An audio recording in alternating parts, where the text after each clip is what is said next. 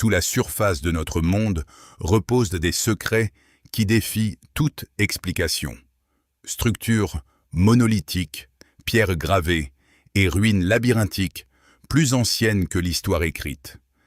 Ces vestiges murmurent l'existence de civilisations que nous comprenons à peine, bâties avec une précision qui remet en question tout ce que nous croyons savoir de nos ancêtres. Qui a sculpté ces monuments énigmatiques et pourquoi? Comment ont-ils pu s'élever avec un tel savoir, apparemment perdu dans le temps? Ce soir, nous pénétrons dans les ombres de la préhistoire, à la rencontre du bizarre, de l'inexpliqué et des traces stupéfiantes laissées derrière nous, des mystères qui continuent de dérouter les archéologues et d'enflammer notre imagination. Approchez. Le passé attend de se révéler. Perché au sommet d'une colline dominant les paysages ondulants de l'Istrie, en Croatie, les vestiges de Monkodonja se dressent silencieusement à l'horizon. Depuis ce point élevé, le site embrasse de vastes vues sur les vallées environnantes et sur la lointaine mer Adriatique. Aujourd'hui, il n'en reste que des fragments de murailles de pierre, des pentes aménagées en terrasses et la trace à peine visible d'anciens chemins. Pourtant, même en ruine, ils suggèrent un établissement d'une complexité remarquable. Cette hauteur semble presque choisie pour son isolement, comme une sentinelle gardant des secrets enfouis sous les couches du sol et les siècles d'histoire. Les archéologues datent Monkodonja de l'âge du bronze, il y a environ 2800 à 3000 ans. Sa construction révèle une compréhension sophistiquée de l'architecture défensive, avec des murailles de pierre concentriques formant un périmètre fortifié autour de l'établissement. Les fouilles ont mis au jour des terrasses soigneusement aménagées, des systèmes complexes de gestion de l'eau et des espaces de stockage qui suggèrent une communauté prospère, capable de soutenir une population importante. Des objets, récipients en céramique, outils de pierre et vestiges de métallurgie racontent une histoire de vie quotidienne, d'échanges et de pratiques rituelles. Pourtant, malgré tout ce que nous pouvons discerner, une grande part de Monkodonja demeure énigmatique. Son plan même soulève des questions qui intriguent les chercheurs depuis des décennies. Les murailles ne sont pas seulement fonctionnelles. Elles semblent suivre des schémas dont certains pensent qu'ils pourraient avoir une signification symbolique ou astronomique. L'orientation de certaines murailles pouvait-elle correspondre au solstice ou à des événements célestes? L'établissement a-t-il été conçu avec une connaissance cachée du monde naturel, inscrite dans la pierre et la terre? Et là, aucune inscription, aucun document écrit n'a survécu pour éclairer les intentions de ces bâtisseurs, laissant les observateurs modernes spéculer, guidés uniquement par les traces soigneusement conservées. Même l'ampleur des fortifications soulève des questions. Les plus grandes murailles atteignent plusieurs mètres de largeur et sont construites avec d'énormes pierres, transportées et ajustées avec peine, sans mortier. Pour une communauté de cette taille estimée, le travail et la coordination nécessaires à l'édification de telles structures auraient été extraordinaires. Comment une société de l'âge du bronze, privée des outils de l'ingénierie moderne, a-t-elle pu atteindre une telle précision? La réponse réside peut-être dans des capacités d'organisation avancées. Mais certains théoriciens se demandent si des techniques ou des influences venues d'autres cultures inconnues ont joué un rôle. À l'intérieur de l'établissement, les terrasses descendent comme une série de marches, menant à ce qui a pu être des espaces publics ou des zones communautaires. Les fouilles ont révélé des vestiges de foyers et des fragments de poterie, Mais certaines zones restent déroutantes. Certaines sections semblent volontairement cachées ou difficiles d'accès, suscitant des questions sur leur fonction. S'agissait-il d'espaces sacrés, de chambres secrètes ou simplement d'anomalies structurelles désormais érodées par le temps? L'absence d'explication définitive laisse place à l'interprétation et au débat. Et plus nous découvrons, plus les couches d'incertitude se multiplient. À cette intrigue s'ajoute la relation de Monkodonja avec le paysage environnant. Ce n'est pas seulement un fort de hauteur. Il occupe une position qui permet un lien visuel avec d'autres établissements contemporains, formant un réseau de points d'observation stratégiques à travers la péninsule istrienne. Ces sites communiquent-ils par signaux? Coordonnent-ils le commerce? Ou partagent-ils des pratiques culturelles que nous ne pouvons plus percevoir? Les motifs sont fascinants, mais frustrants par leur caractère incomplet, comme un puzzle auquel manqueraient des pièces essentielles. Et pourtant, malgré des siècles d'études, Monkodonja conserve une présence calme, presque troublante. Les pierres elles-mêmes semblent poser des questions plutôt qu'offrir des réponses, nous invitant à imaginer la vie de ceux qui parcouraient autrefois ces terrasses. Qui étaient-ils? Et qu'est-ce qui les a poussés à bâtir ici avec tant de soin et de prévoyance? Leurs intentions étaient-elles purement pratiques, ou ont-ils laissé des messages subtils inscrits dans la trame même de leur établissement? Lorsque le soleil se couche sur les collines d'Istrie, projetant de longues ombres sur les vestiges des murailles et des terrasses, on ne peut s'empêcher de sentir que Monkodonja garde encore ses secrets. Les réponses reposent enfouies sous des couches de terre, de mémoire et de temps, attendant ceux qui auront la patience de les mettre au jour. Et peut-être certains mystères sont-ils destinés à durer, nous laissant des questions aussi puissantes que les échos du passé eux-mêmes. Depuis les hauteurs de l'Istrie, notre voyage nous entraîne maintenant vers le sud, à travers les paysages accidentés de l'Anatolie, jusqu'à un site qui offre un aperçu de l'aube de la sédentarisation humaine. Aşıklı, Öyük, perché près des rives de la rivière Kızılırmak, au centre de la Turquie. Contrairement aux imposantes murailles de pierre de Monkodonja, nous trouvons ici une forme de présence humaine plus discrète et plus subtile. Un village ancien, dont les fondations remontent à près de 12 000 ans, au néolithique. Le site s'élève doucement au-dessus des plaines environnantes, modeste tertre de terre qui renferme l'histoire extraordinaire de certaines des plus anciennes habitations permanentes de l'humanité. Les fouilles d'Aşıklı, Öyük révèlent un établissement soigneusement construit en briques crues et en bois, avec des groupes de maisons rectangulaires et ovales disposés le long de chemins étroits. Ces habitants ont laissé derrière eux des outils de silex et d'obsidienne, des fragments de poterie et les restes carbonisés de foyers qui suggèrent le rythme de la vie quotidienne. Pourtant, plus les archéologues mettent au jour de vestiges, plus les questions se multiplient. Ces populations, vivant au seuil de la révolution agricole, expérimentaient la domestication, le stockage et la vie communautaire. Des avancées qui allaient façonner les sociétés humaines pendant des millénaires. Et pourtant, certains aspects du site résistent aux explications simples. Considérons la construction elle-même. Beaucoup de maisons furent délibérément enfouies ou reconstruites par couches, créant un tertre qui s'est élevé au fil des siècles. Certaines structures contenaient des plateformes soigneusement façonnées et des fosses creusées, conçues avec une précision et une uniformité qui suggèrent un savoir dépassant largement la simple survie. Pourquoi bâtissaient-ils ainsi?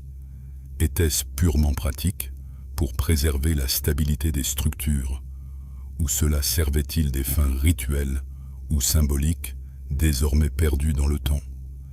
Certains sols fouillés présentent des traces de brûlures répétées et de reconstruction, un schéma encore débattu. Était-ce accidentel, intentionnel, ou faisait-ce partie d'une pratique que nous ne comprenons pas encore? Puis vient la question des objets. Si beaucoup d'éléments sont clairement utilitaires, lames de pierre, meules et premiers fragments de poterie, d'autres sont plus énigmatiques.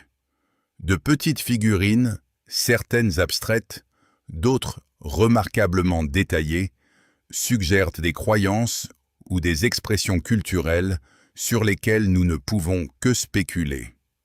Ces objets avaient-ils une fonction religieuse? Marquaient-ils un statut social? Ou transmettaient-ils un savoir désormais inaccessible? Et le site lui-même, placé stratégiquement le long de la rivière, semble refléter non seulement des préoccupations pratiques liées à l'eau et à l'agriculture, mais aussi une conscience du paysage, de l'horizon et des points de vue, une intelligence spatiale sophistiquée qui remet en cause nos suppositions sur les premières communautés néolithiques. Achikle-Höyük présente aussi des mystères dans son contexte plus large. Des établissements voisins montrent des techniques de construction similaires, tout en conservant chacun des caractéristiques propres. Comment les idées circulaient-elles entre ces premières communautés? Existait-il un réseau commun de connaissances ou l'innovation est-elle née indépendamment dans des groupes isolés? La longévité du site suggère stabilité et adaptation sur plusieurs siècles, mais qu'est-ce qui a permis à cette communauté de durer alors que tant d'autres ont disparu du récit historique? Et il existe une étrangeté subtile dans la continuité et la précision de l'activité humaine ici. Les établissements du début du néolithique semblent souvent expérimentaux. Pourtant, Achikle-Höyük montre à la fois expérimentation et remarquable constance. Les sols, les murs et les espaces communs suivent des schémas qui paraissent intentionnels, presque architecturaux. Et pourtant, aucun document écrit n'a survécu pour expliquer la logique de ces choix. Quel savoir guidait ces premiers bâtisseurs et pourquoi semble-t-il presque au-delà de notre capacité à le reproduire aujourd'hui? Debout sur le tertre, face aux plaines de l'Anatolie centrale, on croit presque sentir l'écho d'innombrables pas depuis longtemps effacés. Le vent porte les murmures de peuples qui observaient les étoiles, apprivoisaient la terre et façonnaient un village destiné à durer bien plus longtemps que la plupart des autres.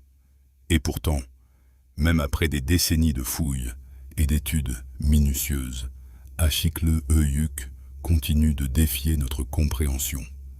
Qu'est-ce qui a poussé ces premiers humains à créer avec tant de soin et de constance? Et quelle vérité sur leur vie et leur savoir restent encore cachées sous la terre?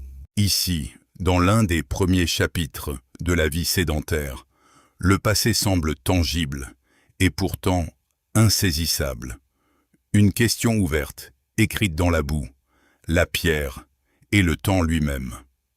Depuis les plaines fertiles de l'Anatolie, notre voyage nous conduit maintenant vers le nord-est, par-delà montagnes et vallées fluviales, jusqu'au haut plateau reculé du sud de la Géorgie.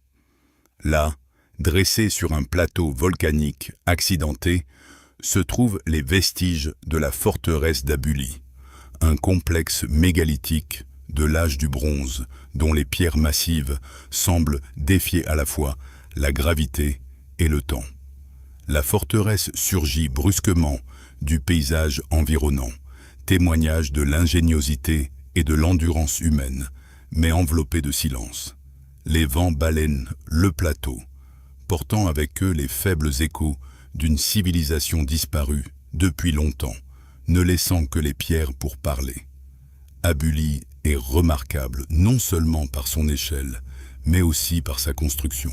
La forteresse se compose d'énormes blocs de basalte, soigneusement taillés et empilés sans mortier, formant des murailles qui s'étendent sur des centaines de mètres le long du bord du plateau.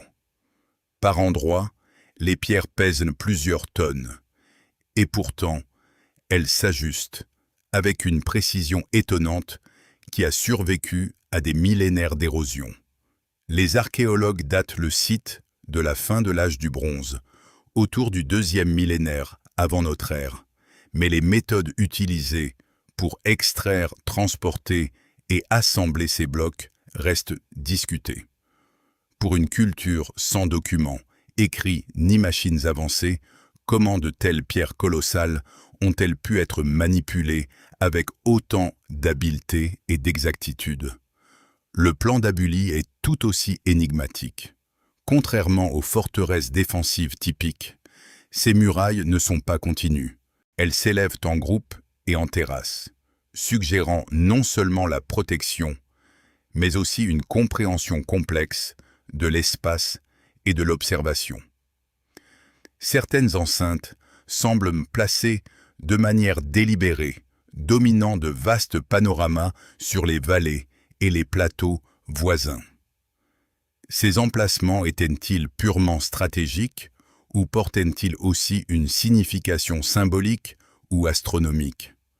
L'absence de documentation claire laisse la question ouverte, ne permettant que des hypothèses fondées sur l'étude attentive de la structure elle-même.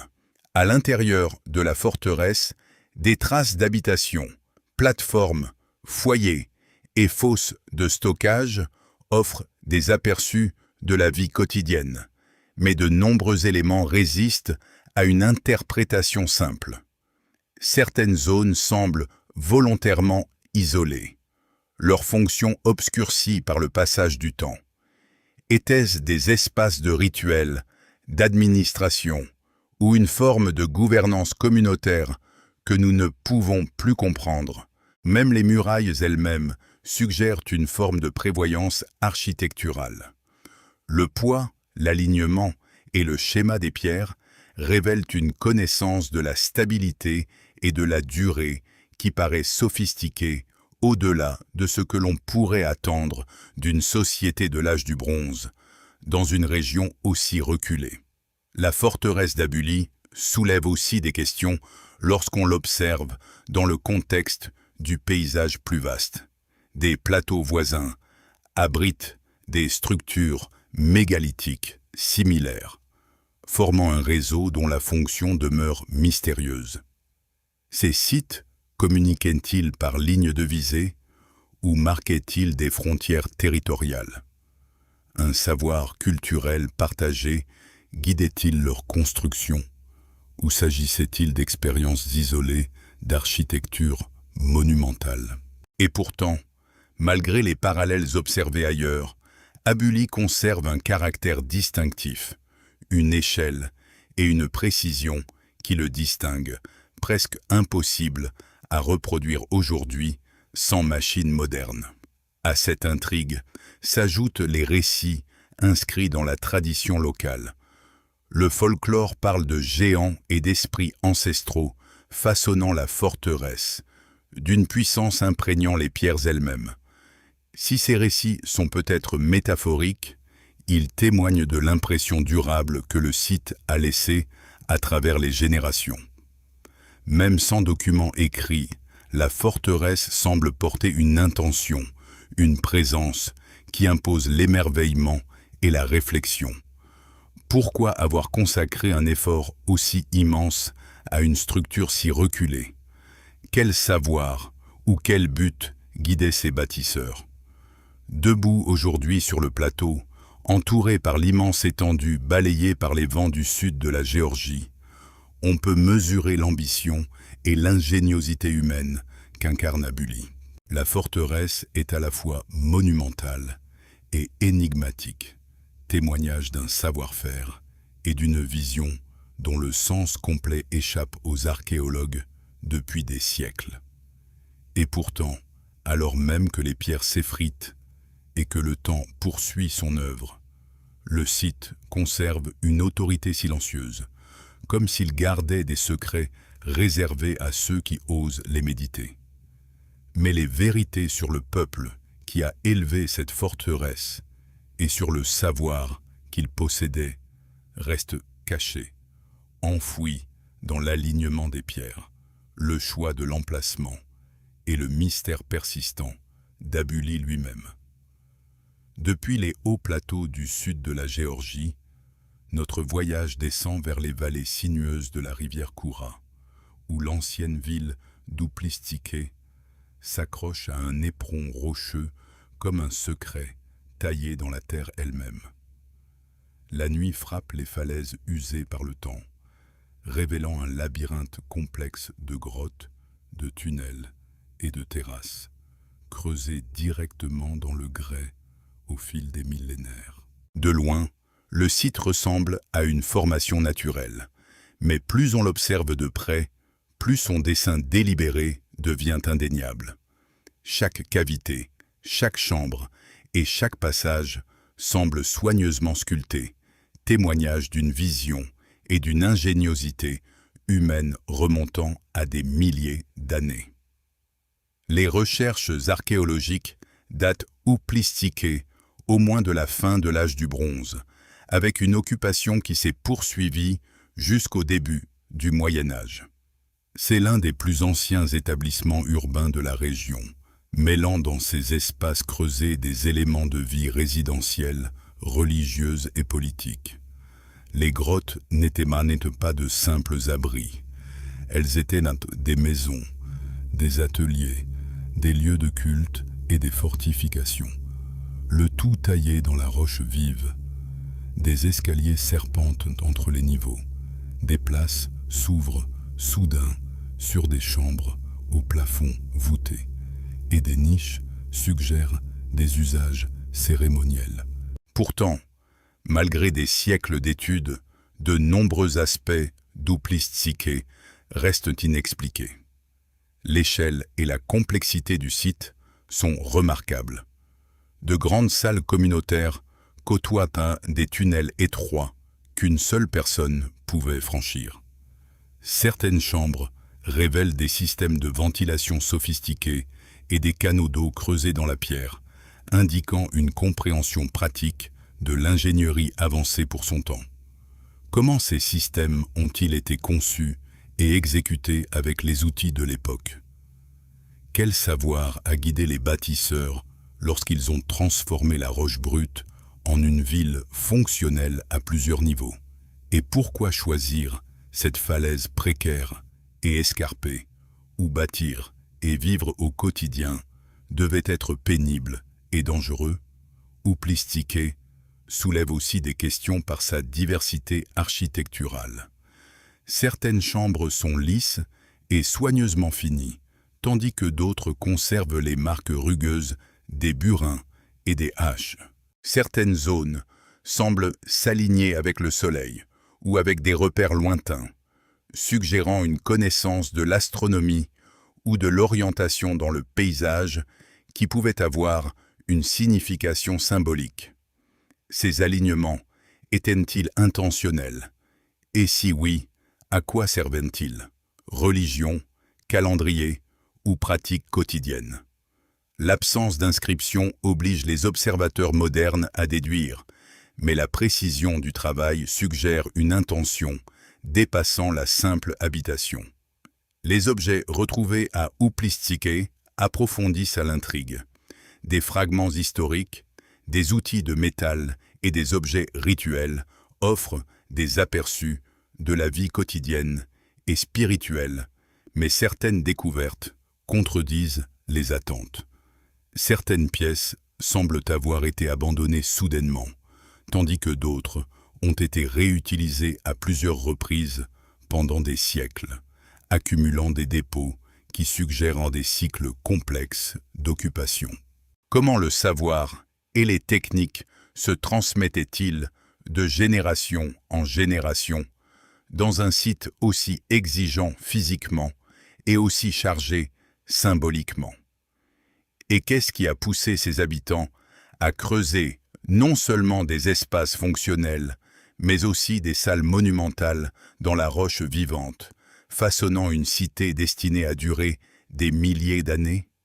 Vue depuis la vallée, Uplistike semble presque vivante, ses terrasses et ses escaliers captant la lumière changeante d'une manière qui anime la pierre. Une majesté silencieuse émane de l'établissement, avec le sentiment que chaque courbe et chaque chambre possèdent une raison d'être. Mais cette raison d'être n'est comprise qu'en partie.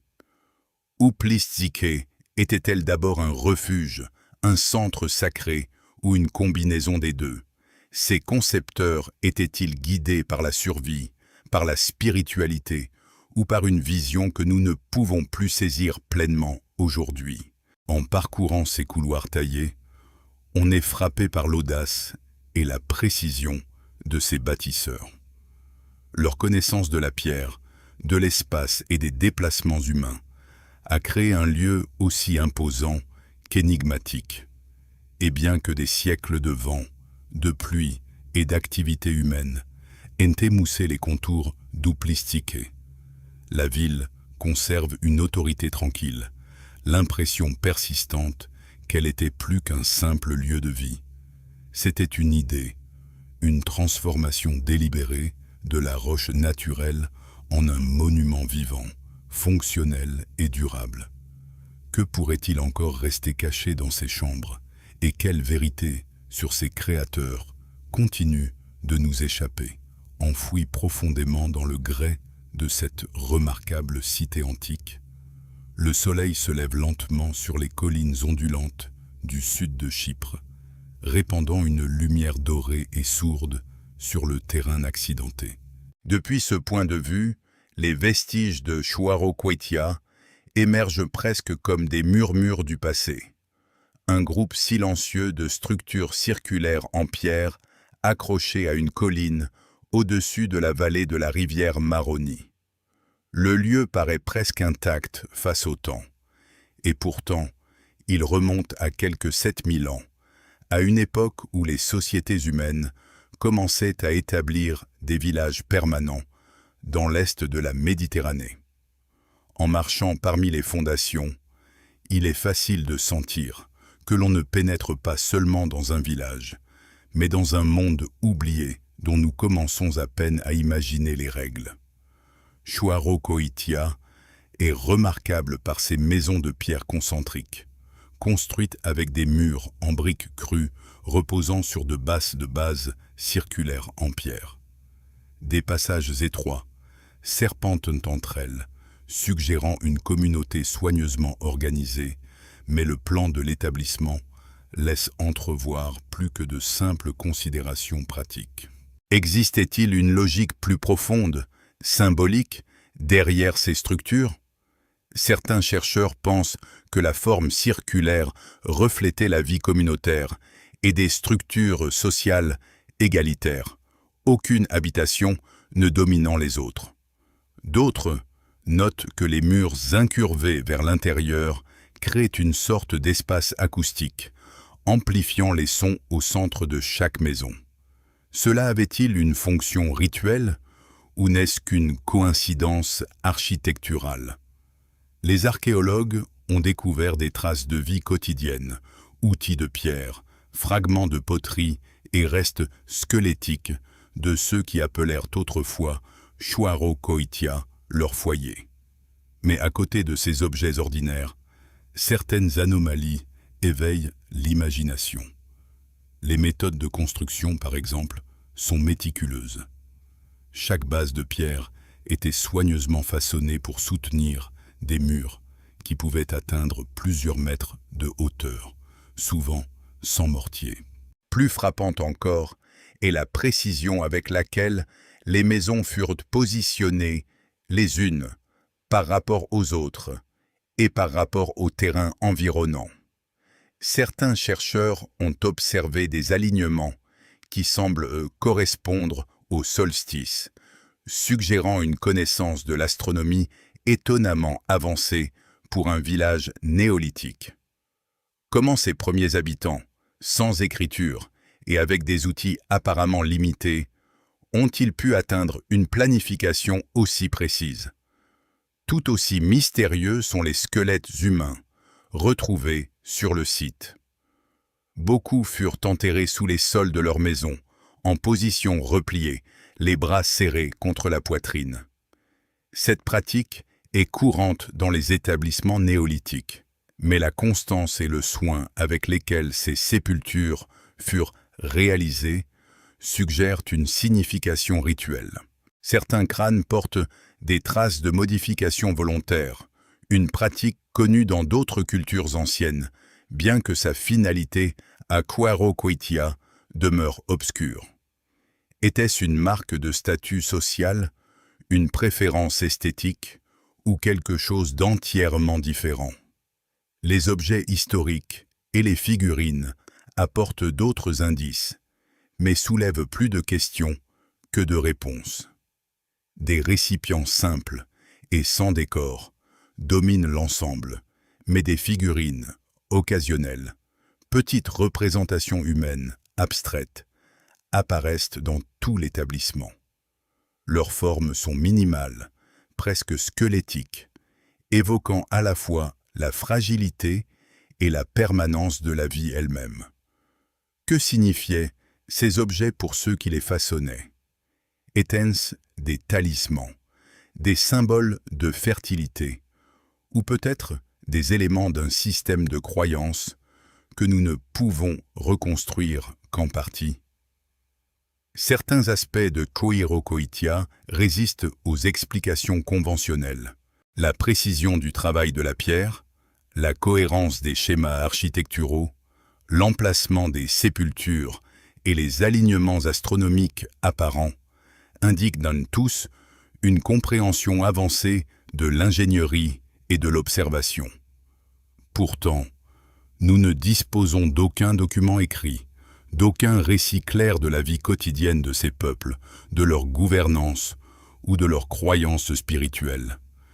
L'établissement fut abandonné vers 5000 avant notre ère, et les raisons en restent obscures. Était-ce le changement climatique, l'épuisement des ressources ou un bouleversement social? Ou bien quelque chose de plus énigmatique a-t-il attiré ces populations ailleurs, laissant derrière elles un village figé dans le temps? Des théories relatives ont inévitablement émergé, comme pour tous les sites anciens, dont les mystères semblent résister à une explication complète. Certains proposent que Q'uaroqoitia n'était pas seulement un village, mais un centre cérémoniel soigneusement conçu, un lieu où des rituels dictés par les mouvements célestes guidaient la vie de ses habitants. D'autres suggèrent qu'un savoir a pu être transmis depuis une civilisation plus ancienne, aujourd'hui perdue, un réservoir de compétences et de compréhension disparu de l'histoire. L'organisation du village, l'alignement de ses structures et les subtilités de sa construction pourraient-ils refléter un savoir codifié que nous commençons seulement à entrevoir? En parcourant les vestiges, il est difficile de ne pas ressentir un lien avec les gens qui habitaient autrefois ce paysage. Chaque pierre semble vibrer de mémoire. Chaque passage porte la trace d'innombrables pas. Q'uaroqoitia possède une intimité rare parmi les ruines anciennes. Le sentiment que le village n'a pas été bâti seulement pour survivre, mais pour durer dans la mémoire, pour laisser derrière lui un motif qui murmure à travers les millénaires. Et pourtant, malgré tout ce que nous pouvons observer, tant de choses demeurent hors de portée. Nous pouvons mesurer les murs, cataloguer les objets, cartographier le site avec précision, mais les pensées, les intentions et les croyances de ces premiers chypriotes restent insaisissables. Étaient-ils guidés par la nécessité, par l'intuition, par une vision du monde complexe que nous pouvons à peine imaginer? Ou des forces, connues ou inconnues, façonnaient-elles leur vie d'une manière que la science moderne ne peut pas encore déchiffrer? Lorsque le soleil descend vers l'horizon, projetant de longues ombres sur les cercles de pierre, Chuaraucoitia semble veiller en silence, ses mystères intacts. Peut-être n'est-ce pas un site qui exige une explication unique, mais un lieu qui invite à la contemplation. À quoi ressemblait la vie ici, jour après jour, année après année? Et quel savoir, quelle compétence ou quelle compréhension ces premiers colons possédaient-ils que nous avons perdus avec le temps? Les réponses demeurent cachées, attendant dans les pierres silencieuses, murmurant à ceux qui auront la patience d'écouter. Au-delà des plaines dorées de la Manche, au centre de l'Espagne, là où l'horizon s'étire, vaste et plat, sous l'immensité du ciel, se dressent les ruines énigmatiques de la Motilla del Azuer. Au premier regard, elle semble n'être qu'une modeste colline, couronnée de murailles de pierre usées par le temps et entourée de l'étendue aride de la steppe espagnole. Mais pour ceux qui s'arrêtent et regardent de près, le site se révèle bien plus extraordinaire. Un établissement fortifié, bâti il y a plus de 4 millénaires, durant l'âge du bronze, dont le plan et la fonction continuent de déconcerter archéologues et historiens. La Motilla del Azuer fait partie d'un réseau plus vaste de motillas, une série de structures à peu près circulaires, semblables à des tours, dispersées dans la région de la Manche. Ces murailles s'élèvent en anneaux concentriques, enfermant une cour centrale qui abritait autrefois des citernes et des espaces de vie. Des escaliers de pierre mènent à des plateformes surélevées, tandis que des ouvertures soigneusement placées suggèrent une approche réfléchie de l'observation et de la défense. Il y a ici un sens indéniable de la planification, une logique qui dépasse largement la simple construction. Comment ces communautés, si éloignées des grands centres urbains de leur époque, ont-elles développé une architecture aussi sophistiquée? Et pourquoi cet emplacement précis, sur une plaine sèche, loin des grands cours d'eau ou des défenses naturelles? Les fouilles de la Motilla del Azuer ont révélé un élément extraordinaire, un système hydraulique souterrain avec un puits profond creusé sous la cour centrale, revêtu de pierres et soigneusement renforcé pour éviter l'effondrement. Dans une région connue pour ses sécheresses saisonnières, cette innovation devait être vitale pour la survie. Mais elle soulève aussi des questions profondes. Creuser un puits profond et stable avec la technologie de l'âge du bronze aurait exigé non seulement de la main-d'œuvre, mais aussi une connaissance de la stabilité des sols, de l'hydrologie et de la planification à long terme. Était-ce seulement une solution pragmatique à un environnement rude où l'emplacement et la construction du puits avaient-ils aussi une signification symbolique ou rituelle? Les fortifications de l'établissement ajoutent une autre couche de mystère. La Motilla del Azuer est entourée de plusieurs murailles défensives, percées de tours et de portes stratégiquement placées. Les chercheurs ont proposé des explications pratiques. Protection contre des communautés rivales, contrôle des ressources en eau ou refuge en période de pénurie. Pourtant, lorsque nous examinons l'échelle et la précision des fortifications, des questions apparaissent. L'effort investi dans la construction et l'entretien de ces structures suggère un niveau d'organisation et de cohésion sociale remarquable pour une communauté de l'âge du bronze dans cette région. Ces murs pouvaient-ils représenter davantage que la défense? Peut-être une affirmation d'autorité, une frontière ritualisée, ou même un geste symbolique adressé au paysage lui-même. Les objets retrouvés à la Motilla del Azuer évoquent à la fois la vie ordinaire et un savoir extraordinaire. Fragments de poterie, outils et restes animaux parlent d'une subsistance quotidienne fondée sur l'agriculture, l'élevage et le travail collectif. Mais certaines découvertes résistent aux classifications simples. Des haches de pierre et des vases en céramique finement travaillés révèlent un artisanat habile.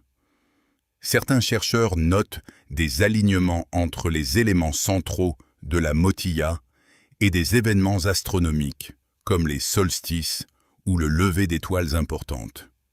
Était-ce intentionnel, une forme ancienne d'observation céleste, ou bien une coïncidence née de la nécessité et de la topographie? La possibilité que la Motilla dell'Azuere ait fonctionné à la fois comme établissement pratique et comme centre cérémoniel ou d'observation ajoute une aura de mystère qui plane sur les ruines. Le schéma plus large des motillas à travers la Manche est tout aussi intrigant. Elles sont remarquablement cohérentes par leur forme, leur orientation et leur technique de construction, ce qui suggère un savoir partagé entre générations et communautés. Pourtant, leur apparition soudaine vers 2200 avant notre ère et leur disparition progressive quelques siècles plus tard restent inexpliquées. Qu'est-ce qui a provoqué cette vague d'établissements fortifiés dans une région si précise? Était-ce le changement climatique, des troubles sociaux ou des transformations du commerce et de l'agriculture? Ou bien existait-il des influences que nous ne pouvons pas encore discerner, des idées et des pratiques qui n'ont laissé aucune trace au-delà des pierres elles-mêmes? Des interprétations spéculatives sont naturellement apparues. Certains chercheurs suggèrent que les motillas furent conçus pour contrôler des ressources en eau rare, fonctionnant à la fois comme grenier et réservoir. D'autres proposent qu'elles avaient une signification rituelle, servant de centre où les communautés accomplissaient des cérémonies liées à la fertilité, aux saisons ou au cycle céleste. Quelques-uns ont même suggéré que leur construction reflète des principes d'ingénierie avancés et sophistiqués pour la période, comme si les bâtisseurs possédaient un savoir spécialisé désormais perdu. La vérité se trouve peut-être quelque part entre ces hypothèses, mais chacune souligne l'intelligence, la prévoyance et la capacité d'adaptation de ces peuples de l'âge du bronze. En marchant parmi les murailles de la Motilla dell'Azuere, il est impossible de ne pas sentir le poids du temps peser sur le lieu. La pierre est usée par des siècles de vent et de soleil, et pourtant, elle parle encore de l'ingéniosité et de la résilience de ses bâtisseurs. Les tours circulaires, le puits caché, l'alignement soigneux des passages, chaque élément murmure des vies vécues avec intention, un savoir transmis en silence. Quelles histoires ces murs ont-ils vues? Quelles décisions, quelles victoires ou quelles peurs ont façonné cet établissement? Et pourtant, malgré toutes les études et les fouilles, de nombreuses questions restent sans réponse. Pourquoi les motillas sont-elles apparues si soudainement et pourquoi ont-elles disparu? Quel savoir, technique ou autre, a guidé leur construction? L'emplacement, la forme et les alignements portaient-ils un sens plus profond que la seule utilité? La Motilla dell'Azuere garde ses secrets avec une persistance silencieuse, invitant ceux qui s'en approchent à réfléchir, imaginer et s'émerveiller. Lorsque le vent balaie la plaine et que les ombres s'allongent sur les murailles de pierre, on ne peut s'empêcher de sentir que les mystères de la Motilla dell'Azuere sont loin d'être épuisés. Voici un établissement qui associe ingéniosité et énigme, utilité et possible symbolisme, ordinaire et extraordinaire. Peut-être n'est-ce pas un site destiné à livrer des réponses faciles, mais un rappel que l'histoire humaine est plus riche, plus étrange et plus stratifiée que nous ne l'imaginons souvent. Quel savoir repose enfoui sous ces pierres, perdu dans le temps, mais conservé dans la structure et le dessin.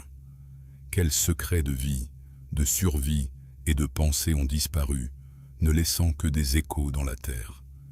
Perché sur une légère élévation dominant la vallée de la rivière Andarax, dans le sud-est de l'Espagne, Los Millares apparaît comme une ombre du passé lointain. Ses murailles de pierre et ses tours circulaires témoignant d'une civilisation qui prospéra il y a quelques 5 millénaires. De loin, l'établissement ressemble à un groupe de fortifications usées par le temps, silhouetté contre les collines ondulantes, mais à mesure que l'on s'en approche, l'ampleur et la sophistication du site deviennent indéniables. C'est un lieu de contraste, imposant et intime, structuré et énigmatique, pratique dans sa construction, et pourtant chargé de questions qui continuent de défier notre compréhension.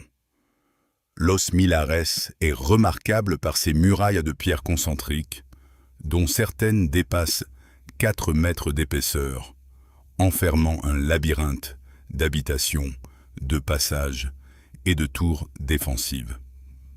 Les murailles sont percées de portes et de bastions soigneusement construits, leurs pierres ajustées avec une précision remarquable, souvent sans mortier, formant un assemblage imbriqué qui a résisté aux millénaires. À l'intérieur de ces murs se trouvent des maisons circulaires, de petites chambres funéraires et des cours ouvertes. Au premier regard, l'établissement semble conçu pour la survie, mais l'agencement possède un rythme et un ordre qui suggèrent une logique plus profonde, une planification spatiale délibérée liée à l'organisation sociale, aux rituels ou peut-être aux deux. Les fouilles archéologiques révèlent une société profondément engagée dans la métallurgie, l'agriculture et la vie communautaire. Des objets en cuivre, poignards, haches et ornements témoignent d'un niveau de sophistication technologique avancé pour l'époque. La communauté semble avoir été fortement organisée, capable de mobiliser de la main-d'œuvre pour la construction, la défense et la production artisanale. Pourtant, malgré cela, de nombreux aspects de Los Millares demeurent énigmatiques. Pourquoi cet établissement fut-il fondé sur une hauteur modérée plutôt que dans les terres basses plus fertiles? Ce choix était-il dicté uniquement par la défense ou comportait-il une dimension symbolique ou rituelle liée au lieu, un alignement subtil avec le paysage, le soleil ou les étoiles? Les pratiques funéraires de Los Millares sont particulièrement intrigantes. Le cimetière, situé juste à l'extérieur des murailles, contient des centaines de chambres souterraines, appelées toloi, dont certaines étaient partagées par des dizaines d'individus. Les morts étaient souvent accompagnés d'armes, de bijoux et de poteries, suggérant une croyance en l'au-delà ou le statut social du défunt. L'analyse des vestiges montre des signes de dur labeur, mais aussi de soins dans la préparation des sépultures. Pourtant, certaines anomalies troublent les chercheurs. Certaines chambres semblent volontairement isolées, d'autres contiennent des objets ou des arrangements inhabituels qui résistent à une explication simple. S'agissait-il seulement de tombes fonctionnelles ou avait-elle une finalité rituelle marquant des frontières spirituelles ou transmettant des messages aux vivants? Les fortifications elles-mêmes provoquent d'autres questions. Les murailles et les tours sont sophistiquées dans leur conception, avec des indices d'une planification complexe destinée à créer des champs d'observation et de défense qui se recoupent. Certaines tours montrent qu'elles ont été élevées en plusieurs étapes, impliquant une réflexion stratégique à long terme. Comment une société de l'âge du bronze, sans l'aide de manuels d'ingénierie formels, a-t-elle atteint une telle précision et une telle durabilité? Reposait-elle uniquement sur l'expérience pratique? Ou existait-il des techniques, aujourd'hui perdues, qui guidèrent cette construction?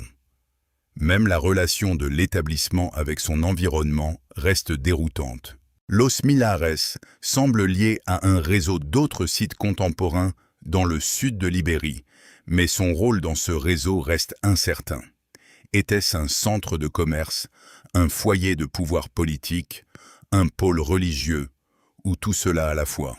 L'échelle des constructions et l'organisation apparente suggèrent que la communauté était capable de coordonner des projets complexes sur des décennies, peut-être même des siècles. Pourtant, comme pour tant de sites de cette époque, les sources écrites restent silencieuses, nous laissant interpréter la pierre, la terre et les os, pour trouver des indices sur les vies qui s'y sont déroulées. Les théories spéculatives naissent naturellement face à de tels mystères. Certains suggèrent que Los Millares fonctionnait comme un centre cérémoniel fortifié, un lieu où hiérarchie sociale, rituel et défense coexistaient dans un équilibre délicat. D'autres proposent que la communauté possédait des connaissances en métallurgie, en astronomie et en ingénierie extraordinaires pour son temps, laissant entrevoir des traditions ou un savoir-faire désormais perdu. L'alignement de certains murs, portes ou taulois pouvait-il avoir pour but de suivre des événements célestes, de marquer les changements saisonniers ou de guider des observances rituelles? Ou ne s'agit-il que de coïncidences, de motifs imposés par l'esprit humain à un établissement pourtant essentiellement pratique? En parcourant les vestiges, l'ampleur de l'effort humain devient évidente. Les pierres de Los Millares, usées par des millénaires de vent et de soleil, portent la trace de mains qui les ont façonnées, soulevées et placées avec soin et intention. Chaque mur, chaque chambre, chaque habitation circulaire est une voix venue du passé, murmurant des récits de vie quotidienne, d'efforts communautaires et peut-être même de dévotion. Et pourtant, malgré des siècles d'études, l'image complète reste fascinante et hors de portée. L'aspect le plus captivant de Los Millares n'est peut-être pas ce que nous pouvons savoir avec certitude, mais ce que nous ne pouvons pas savoir. Pourquoi cet établissement dynamique s'est-il élevé avec une sophistication aussi apparente avant d'être abandonné, laissant derrière lui des murailles qui gardent encore leurs secrets? Quel savoir, quelle compétence ou quelle compréhension culturelle ont guidé sa construction, son organisation sociale et ses pratiques funéraires? Existait-il ici des aspects de la vie, rituels, croyances ou technologies, qui furent extraordinaires avant de disparaître, ne laissant que ces traces de pierre pour suggérer leur existence? Lorsque le soleil descend vers l'horizon et projette de longues ombres sur les tours circulaires et les remparts, Los Millares semble retenir son souffle, gardant ses secrets intacts. L'établissement invite à la contemplation, à une lente réflexion sur l'ingéniosité, la détermination et le mystère de ses bâtisseurs. Dans ces pierres se trouve une histoire de résilience et de créativité humaine, mais aussi un rappel silencieux des limites de notre compréhension. Que reste-t-il caché sous les murailles, dans les chambres et dans l'esprit de ceux qui parcouraient autrefois ces chemins? Les réponses ne se révèlent pas facilement, et c'est peut-être précisément pourquoi Los Millares continue de captiver l'imagination, nous attirant dans son énigme silencieuse et durable. Perchés au sommet d'une colline basse, dans le paysage accidenté Du sud-ouest de la Sardaigne, les ruines de Sirukshi émergent lentement de la terre, leurs fondations de pierre usées par des siècles de vent, de soleil et d'air chargé de sel. De loin, le site ressemble à un ensemble de basses terrasses et de murs circulaires, épousant les contours de la colline, comme s'ils avaient été façonnés à la fois par la nécessité et par l'intuition. En s'approchant, les subtilités de sa construction deviennent visibles. Murs concentriques, passages étroits et plateformes surélevées qui témoignent d'une planification attentive, de main et d'esprit accordée à la terre autant qu'aux exigences de la vie quotidienne. C'est un établissement qui paraît à la fois humble et monumental, pratique et pourtant mystérieusement délibéré. Sirukshi appartient à une tradition plus large d'établissements sardes de l'âge du bronze, connu sous le nom de village nuragique, un réseau de communautés énigmatiques parsemant l'île. Pourtant, Sirukshi se distingue non seulement par l'échelle et la densité de ses constructions de pierre, mais aussi par la sophistication discrète inscrite dans son plan. Des habitations circulaires, certaines aux murs de pierre épais, d'autres plus modestes, se regroupent autour d'espaces ouverts centraux, reliés par des ruelles étroites et des terrasses en escalier qui suivent la pente naturelle de la colline. Il y a ici un rythme, une chorégraphie délibérée de l'espace, suggérant des hiérarchies sociales, des interactions communautaires et peut-être des rituels désormais perdus dans la mémoire. Pourquoi ces structures étaient-elles circulaires? Et pourquoi sont-elles disposées avec une telle précision? Était-ce purement pratique ou ces formes avaient-elles une signification symbolique pour la communauté qui prospérait autrefois ici? Les recherches archéologiques ont révélé des preuves de la vie quotidienne à Sirukshi. Pourtant, mêlés à ces objets ordinaires, apparaissent des signes d'une ingéniosité remarquable. Certains murs montrent des techniques de construction sophistiquées, avec des pierres soigneusement ajustées qui ont résisté à des siècles d'érosion. Les plateformes surélevées ont pu servir de postes d'observation ou d'espaces communautaires, mais leur orientation précise soulève des questions sur de possibles considérations astronomiques ou environnementales. Le positionnement de ces structures pouvait-il être lié à la course du Soleil, aux saisons ou même à des événements célestes, guidant les rythmes de la vie quotidienne et du rituel? Ou s'agit-il simplement d'une adaptation pragmatique au terrain en pente? Les pratiques funéraires du site ajoutent une autre couche de mystère. À Sirukshi et dans les nécropoles voisines, les archéologues ont découvert de petites tombes et chambres, certaines collectives, d'autres individuelles. Les morts étaient souvent accompagnés d'offrandes simples, outils, ornements, fragments de poterie, mais certains arrangements sont déroutants, presque rituels par leur nature. Certains restes squelettiques témoignent de soins et d'attention, même dans la mort, mais la raison du placement, des objets déposés et de la posture des corps reste incertaine. Ces sépultures étaient-elles fonctionnelles, symboliques ou peut-être les deux? La position de Sirukshi dans le paysage plus large est tout aussi énigmatique. L'établissement est élevé sans être isolé, visible depuis les plaines ondulantes, tout en étant protégé des éléments les plus rudes par des crêtes naturelles. Des sources d'eau se trouvent à proximité, mais la communauté semble les avoir exploitées au moyen de citernes et de canaux, suggérant une compréhension sophistiquée de l'hydraulique et de la gestion des ressources. Ces innovations indiquent-elles une société capable de planification complexe, de travail coordonné et d'une prévoyance supérieure à ce que nous associons souvent aux communautés de l'âge du bronze? Et si tel est le cas, quelle structure sociale ou quel système de connaissances ont rendu possible de tels accomplissements?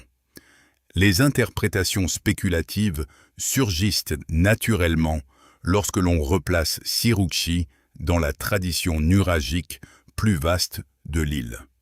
Certains chercheurs proposent que des établissements comme Sirukshi étaient plus que de simples lieux d'habitation. Ils auraient pu être des centres cérémoniels, des espaces où l'observation astronomique, le rituel et la gouvernance se rencontraient. La circularité des tours, l'alignement des terrasses et la proximité de repères naturels suggèrent une conscience de motifs dépassant l'immédiatement visible, peut-être un lien délibéré avec le ciel, le paysage ou une vision spirituelle du monde. Le village lui-même aurait-il pu être conçu comme un microcosme de la compréhension de l'univers par la communauté, un environnement bâti reflétant à la fois des besoins pratiques et une pensée cosmologique?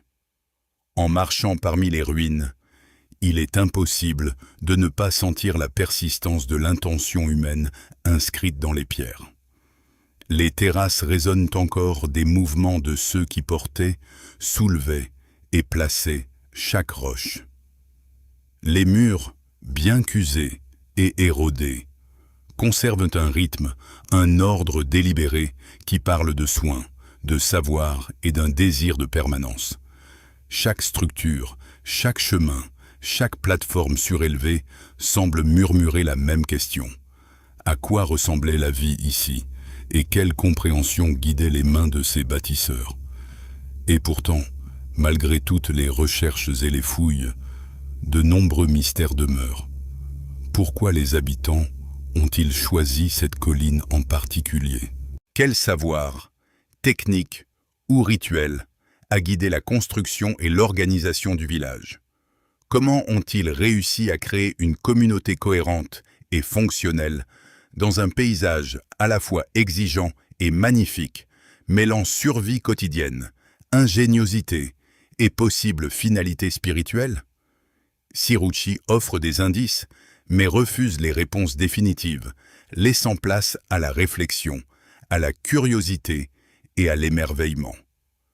Lorsque le soleil de l'après-midi glisse sur les terrasses, projetant de longues ombres le long des murs circulaires, Sirukshi semble respirer doucement, gardant ses secrets sous des couches de pierre et de terre. Il règne ici une immobilité contemplative, le sentiment que l'établissement est plus qu'un ensemble de ruines. C'est un dialogue entre passé et présent, un témoignage d'ingéniosité humaine et de mystère. Peut-être le plus grand héritage du village n'est-il pas ce que nous pouvons mesurer ou cataloguer, mais les questions qu'il inspire sur les savoirs perdus, les vies vécues et les possibilités de la pensée, de l'ingénierie et du rituel dans un temps depuis longtemps disparu. Que reste-t-il caché dans les terrasses et les chambres de Sirukshi? Quel schéma de vie, de travail et de croyance demeure non consigné, attendant en silence d'être découvert? Les réponses ne se révèlent pas aisément, et peut-être ne sont-elles pas destinées à l'être. Dans les pierres durables de Sirukshi, nous rencontrons à la fois l'éclat de la création humaine et l'énigme profonde du passé, un mystère qui continue d'appeler notre attention, notre réflexion et notre imagination. S'élevant des plaines alluviales près des rives de la rivière Malatya, dans l'est de la Turquie, Arslantepe apparaît comme un témoignage stratifié de l'ingéniosité et de la résilience humaine. De loin, le tertre semble modeste, une basse élévation de terre et de pierre couronnée de vestiges épars de murs et de terrasses. Pourtant, chaque couche de sol et chaque pierre soigneusement placée raconte une histoire qui traverse les millénaires. Une histoire d'établissement, de construction et de société à l'aube de la civilisation.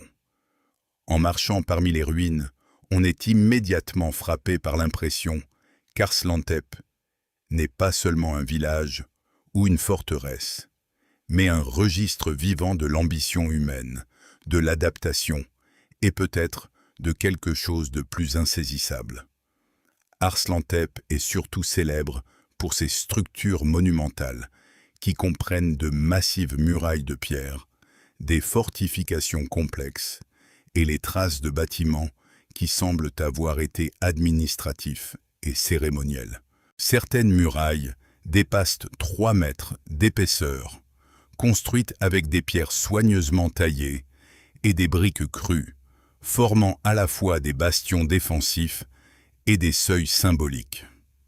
À l'intérieur de ces murs, les archéologues ont découvert les vestiges de bâtiments circulaires et rectangulaires, chacun doté de sols soigneusement préparés, de foyers et de zones de stockage.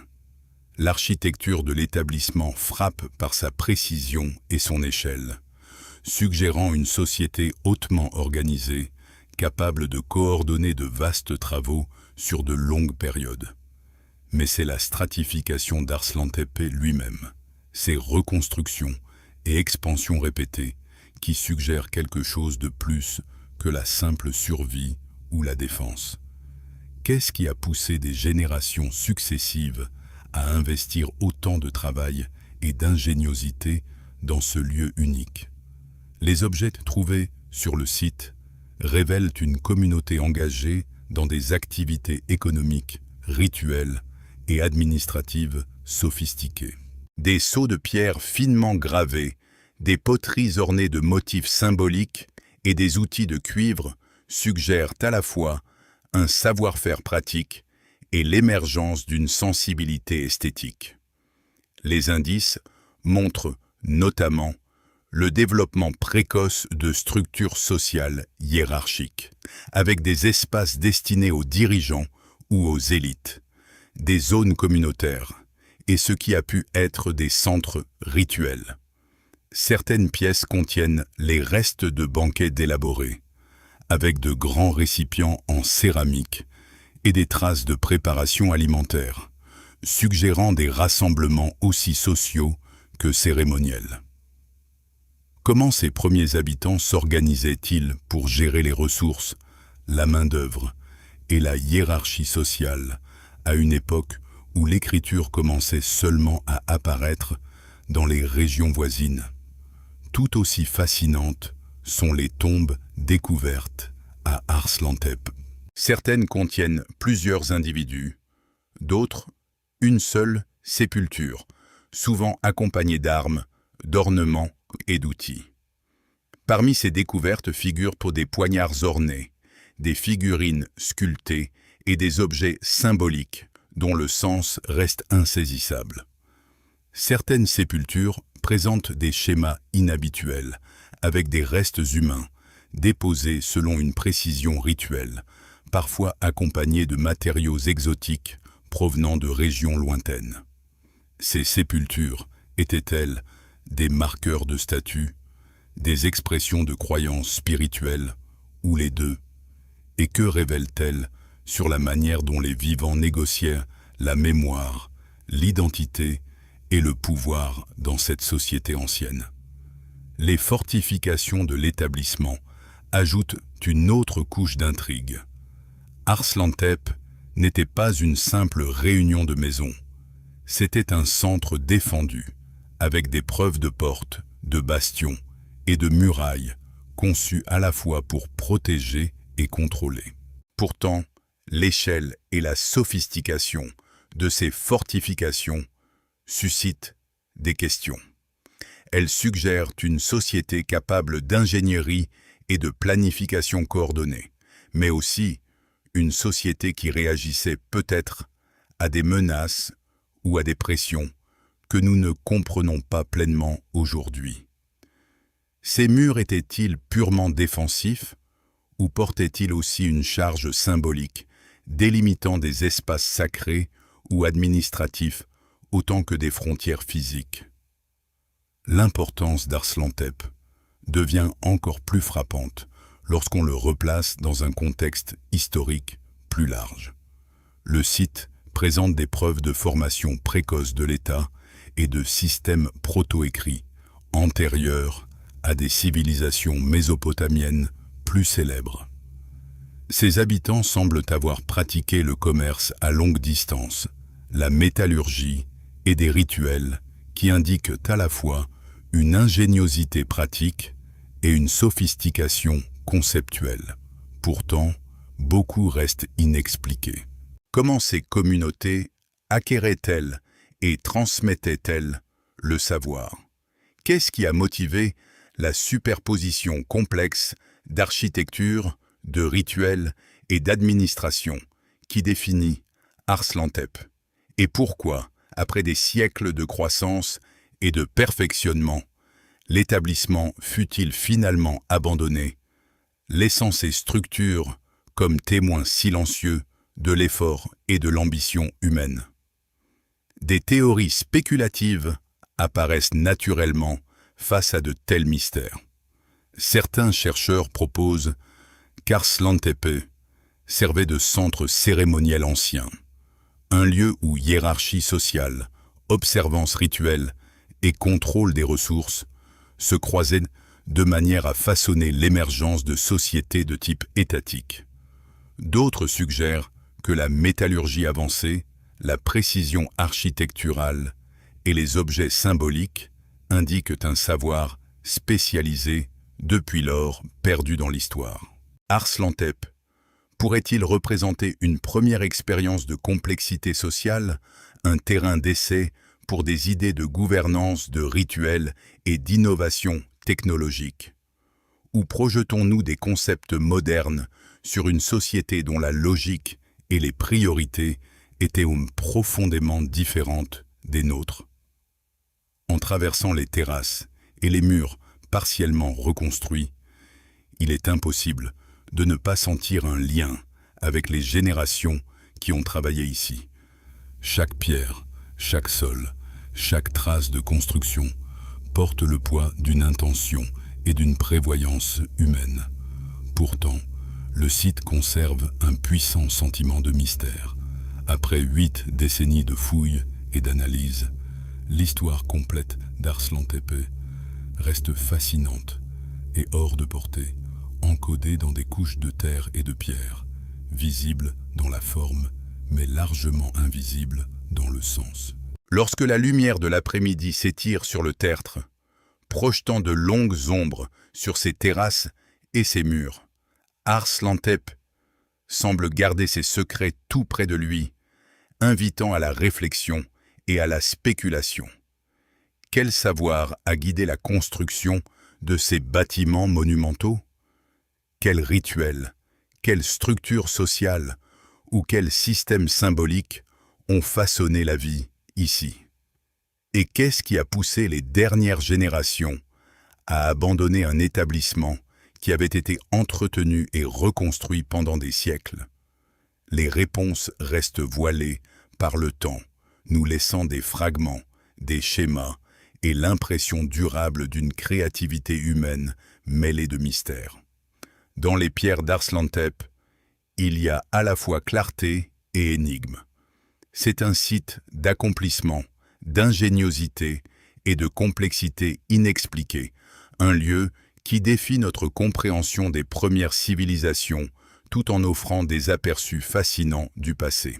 Et peut-être la question la plus captivante de toutes n'est-elle pas ce que nous pouvons voir, mais ce qui demeure caché sous la surface? Savoir, expérience et intention préservées dans le silence, attendant ceux qui auront la patience de les rechercher. Cachés dans les montagnes accidentées du nord d'Oman, Wadi al-Ain s'étire comme une veine silencieuse à travers le paysage désertique. Un canyon étroit, bordé de falaises abruptes et de blocs de pierre usés par des millénaires de soleil, de vent et de pluie. Au premier regard, il paraît ordinaire. Un lit de rivière asséché, des rochers dispersés et, çà et là, une végétation résistante. Mais un examen plus attentif révèle une concentration extraordinaire de tours, de tombes et d'établissements préhistoriques creusés dans la roche et construits le long des pentes de la vallée. Ici, au cœur du silence des montagnes, les traces de l'effort humain demeurent, silencieuses mais éloquentes, invitant à une contemplation qui franchit des milliers d'années. Wadi Al-Ain appartient au paysage culturel plus vaste de Hafit, datant du début de l'âge du bronze, autour de 3000 à 2500 avant notre ère. Ses éléments les plus frappants sont les tours circulaires en pierre et les tombes en forme de ruche, construites avec des pierres soigneusement empilées, sans mortier, formant à la fois des habitations et des monuments funéraires. Ces structures sont remarquablement résistantes. Certaines tours dépassant 3 mètres de hauteur, perchées de façon précaire sur des terrasses étroites ou au sommet de crêtes basses.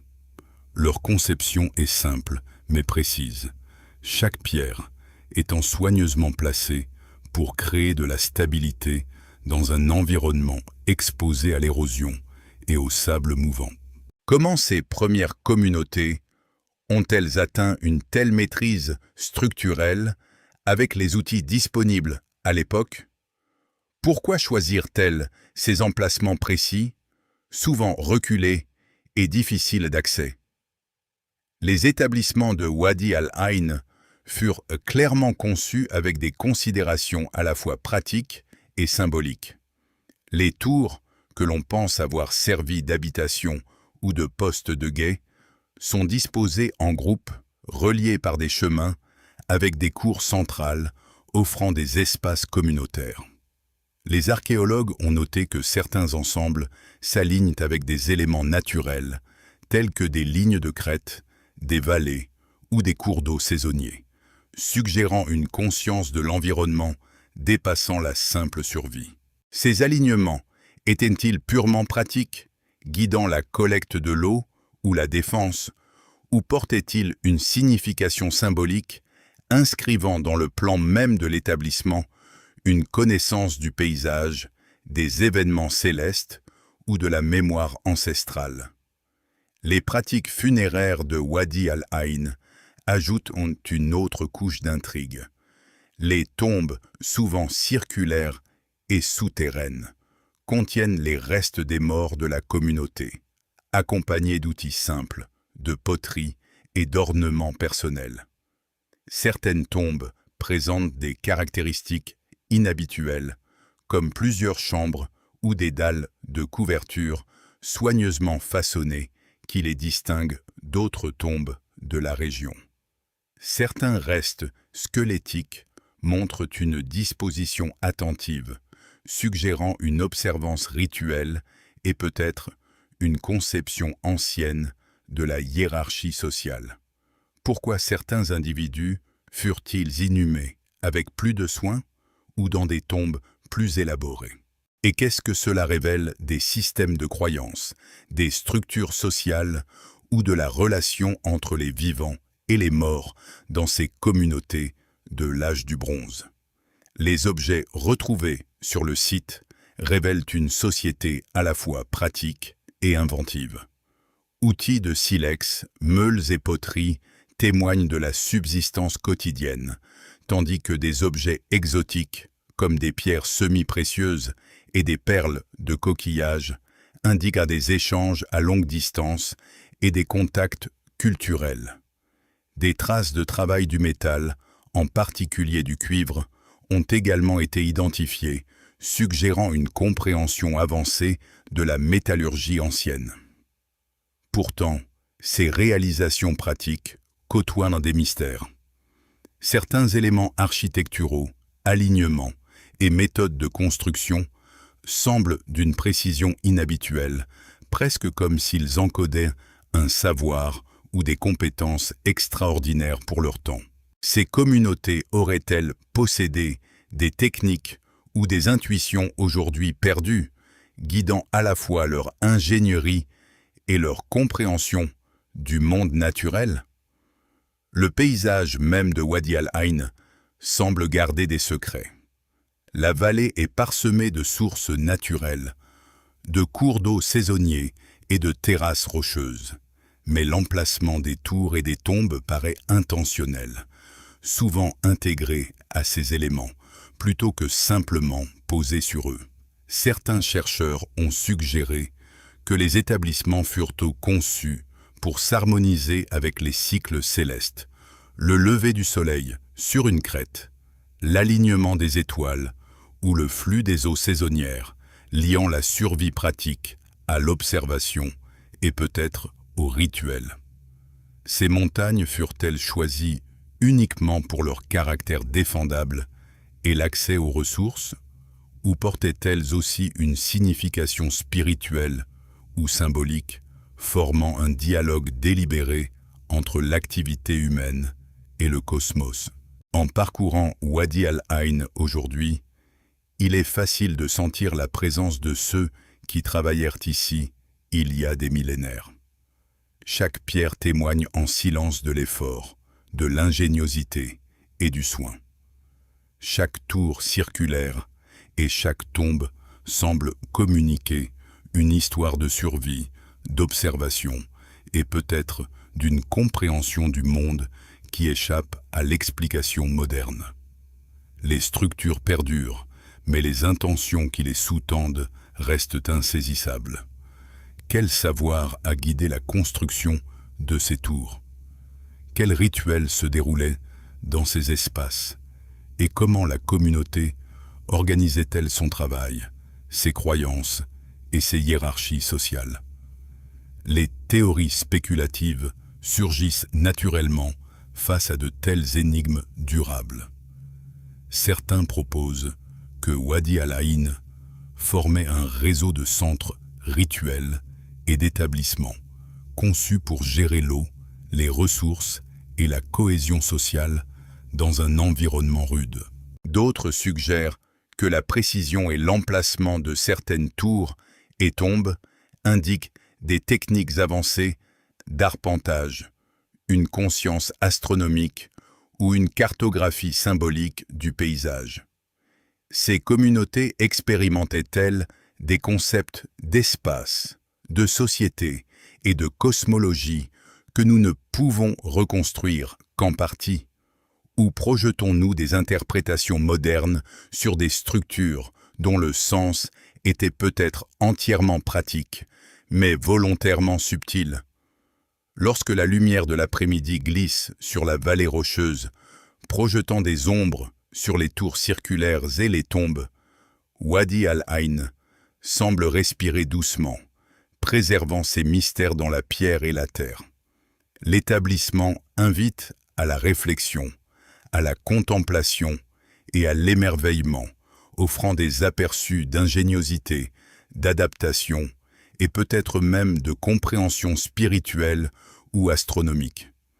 Et pourtant, malgré toutes les études, les fouilles et les observations, l'histoire complète reste cachée. Quel savoir, quelles compétences ou quelles croyances guidaient ces communautés? Quelles traces demeurent enfouies sous la surface, attendant de révéler des éclairages sur les premiers établissements humains dans ce paysage impitoyable? À Wadi Al-Ain, nous rencontrons l'intersection de la survie, de l'ingéniosité et de l'énigme. Voici un paysage façonné par des mains humaines, mais qui conserve encore des secrets hors d'atteinte.